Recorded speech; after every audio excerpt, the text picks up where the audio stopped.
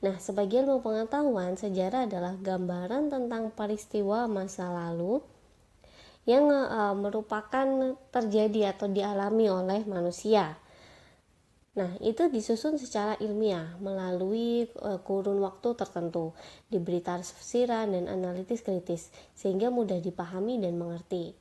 Dan sebagai ilmu, sejarah memiliki objek dan dia bersifat empiris, kemudian dia juga memiliki metode dan bersifat generalisasi atau memiliki kesimpulan yang umum. Kemudian sejarah sebagai suatu peristiwa. Sejarah itu adalah peristiwa masa lampau, ya kan. Namun tidak semua peristiwa yang terjadi pada masa lalu itu akan dikatakan sebagai suatu peristiwa yang bersejarah. Nah, peristiwa itu dikatakan bersejarah jika dia sifatnya itu objektif dan sifatnya yang kedua adalah penting.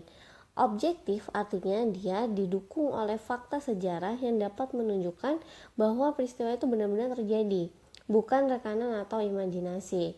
Dan kemudian kepastian tentang fakta sejarah itu bisa didapat dari hasil verifikasi saat pengujian dan atau informasi tentang peristiwa itu.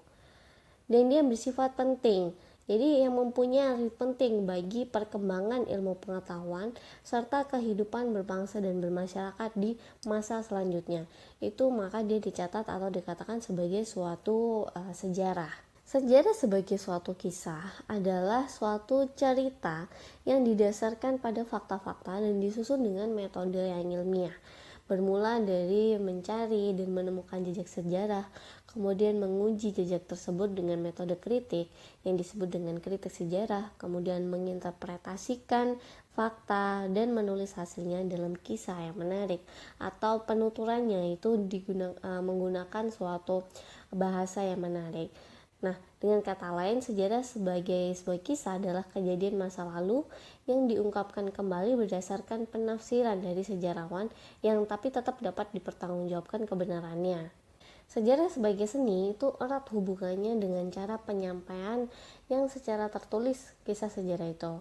Dan sejarah itu memerlukan intuisi, kemudian dia juga melibatkan emosi serta menggunakan gaya bahasa yang khas. Jadi sejarah yang menulis sejarawan itu dia akan menemukan intuisi atau ilham, ya, yaitu suatu pemahaman langsung dan juga naluri selama masa penelitian itu berlangsung. Selain itu, dalam melakukan penelitiannya, seorang sejarawan tuh harus dapat membayangkan apa yang sebenarnya terjadi. Dan disinilah dia harus menggunakan imajinasinya dengan baik. Kemudian sejarawan juga harus dapat terlibat secara emosional agar dia mampu memahami perasaan dari subjek penelitiannya sehingga dia bisa menceritakannya dengan bagus. Nah, dalam penuturan sejarah terutama kan dia biasanya diturunkan dalam sebuah prosa. Maka gaya bahasa itu harus diperhatikan dan dia menjadi unsur yang penting karena sangat menentukan minat orang untuk membaca hasil penelitiannya. Jadi ini adalah sejarah sebagai suatu seni, kita bisa katakan seperti itu.